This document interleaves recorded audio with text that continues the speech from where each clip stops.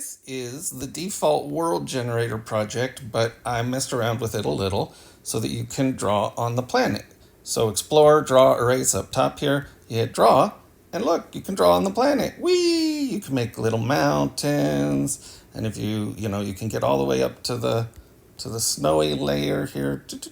Well, I got to make it high enough to get to the snow. There we go.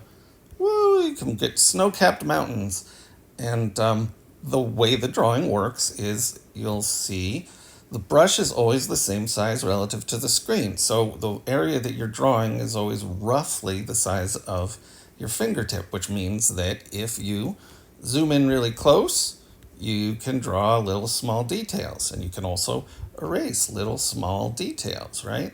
But if you zoom out, it's still going to draw the size of your finger, so it's going to draw big.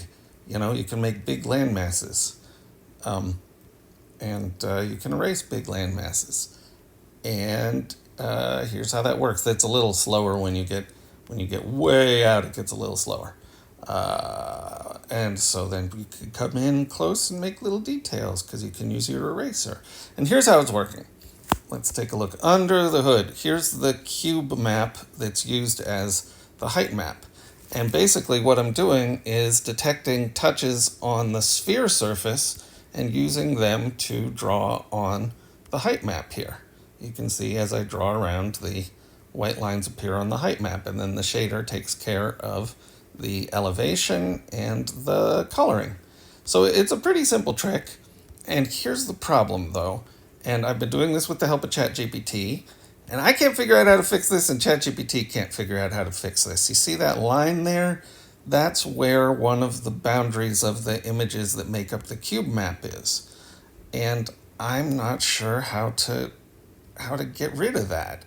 I can't figure out how to get rid of it, and ChatGPT can't figure out how to get rid of it. And there was a smoothing algorithm in the original project that was used to smooth out generated sort of splats, it calls them. But that was a slow process and couldn't really be adapted to, to suit drawing really directly on the planet's surface.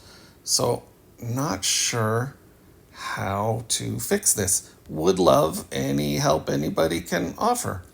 But even like this, it's kind of fun. It's fun to draw a little terrain on the planet. And yeah, it's pretty cool. I like it. But I'd like to be able to fix that one bug if I could. So anybody that can help, please let me know. Thanks.